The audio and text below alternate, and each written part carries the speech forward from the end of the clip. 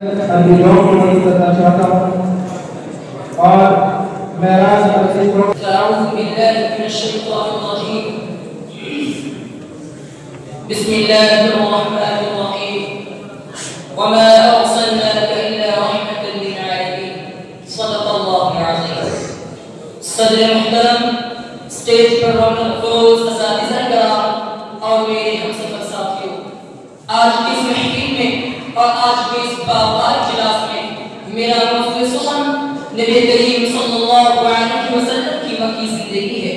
میں آپ حضرات کے سامنے نبی کریم صلی اللہ علیہ وسلم کی مکی زندگی کے بارے میں کچھ عرض کرنا چاہتا ہوں، اس امید کے ساتھ کہ میری باتوں کو بغور سنی جائے۔ مکی زندگی میں نبی کریم صلی اللہ علیہ وسلم کی سب سے بڑی شناخت تھی آپ کی صاف ستھری اور پاکیزہ زندگی۔ مکی زندگی میں نبوت و رسالت سے سرفراز ہونے سے پہلے اور بعد کے زمانے میں آپ کی شناخت، آپ کی صداقت و امانت، آپ کی شرافت و پاکیزگی، آپ کی تواضع و انکساری، آپ کی تقویٰ و پاکبازی تھی۔ مکہ کا ہر باشندہ آپ کی شرافت و پاکیزگی اور اعلیٰ اخلاق کا قائل تھا۔ آپ کو عام طور پر صادق و امین کہا جاتا تھا۔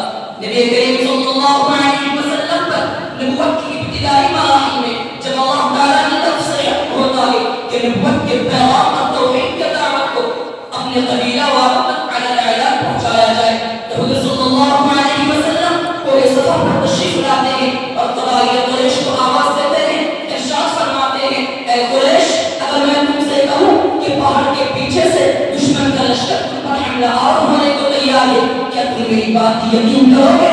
تو پوری قوم میں ایک سوال ہو کر کہا تھا، نعم ما جربنا علیک الا صدقا، ہاں کیونکہ ہم نے آپ میں سوائے صدق اور سچائی کے کچھ نہیں پایا۔ آپ صلی اللہ علیہ وسلم کی امارت و دیانت کا یہ عالم تھا کہ مکہ کے بڑے بڑے تاجر و خواہشمند ہوتے تھے کہ آپ ان کی تجارتی سامان شام و یمن وغیرہ کے عالم میں ٹھیک بھیجے جائے تاکہ آپ کے ذریعے ان کی تجارت کو فروغ حاصل ہو۔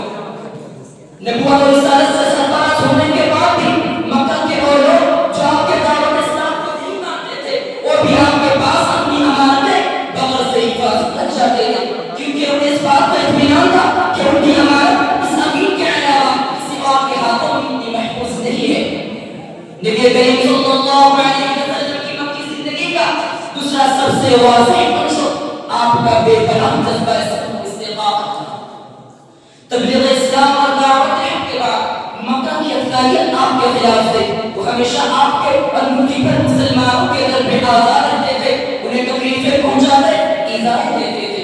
چنانچہ ایک مرتبہ کا واقعہ ہے کہ مسلمانوں سے پوری طرح بائیکاٹ کر دیا گیا، انہیں شیعہ ابو طالب نے بند کر دیا گیا، راستے پر پہرا بٹھا دیے گئے۔ مسلمانوں میں بچے بوڑھے جوان عورتیں سب تھے، کھانے کے سامان دھیرے دھیرے ختم ہو گئے، درختوں کے چھالے کھا کھا کر کاٹے چبا چبا کر دین کاٹنے لگے۔ صرف ایک دن کے لیے پابندی ایام حج میں ہٹا دی گئی، مسلمان گھاٹی سے باہر آ گئے، کپڑے پھٹ گئے، آنکھیں دھس گئی، قدم لڑکھڑا رہے تھے۔ حضرت گرامی قربان جائیے ان مسلمانوں پر جن کی زبان مبارک پر کوئی شکایت نہیں تھی۔ مسلمانوں کی خستہ حالت دیکھ کر کفار بہکانا لگا رہے تھے اور کہہ رہے تھے کہ اے مسلمانوں، کیوں تم اپنے آباء و اجداد کے دین کو چھوڑ کر حالات کو برباد ہو رہے ہو؟ تم اپنی محمد کا ساتھ چھوڑ دو، ہم تم پر سے یہ ساری پابندی ہٹا دیں گے۔ مگر مسلمانوں نے جواب دیا ہے کفار سن لو، ہم حق پر جھکیں گے، ہم دربار محمد سے قرار محمد کو جھکیں گے، ہم برسرار محمد کو جھکیں گے، ہم انوار محمدی سے فیضیاب ہو چکے ہیں۔ مختار محمد نے ہمیں محب کر دیا، لہذا ہم طوفان سے ٹکرا سکتے ہیں، خون کے دریا بہا سکتے ہیں، آگ کے بستر پر سو سکتے ہیں، خون سے طرف طرف کا اپنے دل کو توڑ سکتے ہیں، مگر مصطفیٰ کی رسالت کا انکار نہیں کر سکتے۔ اس ابتلا و آزمائش کے بعد پورے 3 سال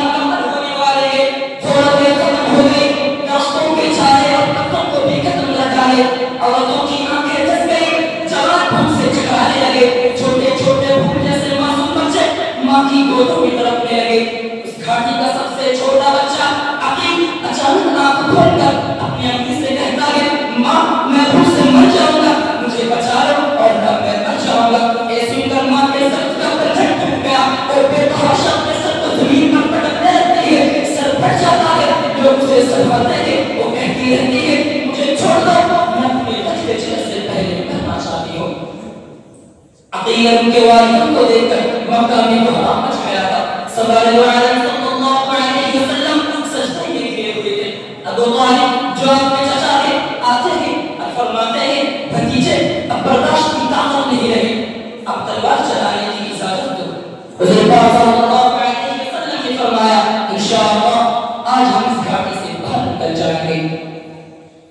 پورے 3 سال کے بعد آج مسلمان اپنی دین و دنیا سلامت لے کر اس گھاٹی سے باہر آ گئے۔ میرے دوستو، نبی کریم صلی اللہ علیہ وسلم نے اس صبر آزما اور مخالف ماحول میں بھی اہل مکہ کے سامنے اعلیٰ شرعی نمونہ پیش کیا۔ گالیوں کا جواب دعاؤں سے، پتھر کا جواب نرم کلامی سے، دل آزاری کا جواب ہمدردی اور دلگزاری سے دیا تھا۔ دعا کریں کہ اللہ تعالی ہم سبوں کو حضور پاک صلی اللہ علیہ وسلم جیسا صبر و استقامت اور اعلیٰ اخلاق عطا فرمائے۔ آمین۔ وآخر دعوانا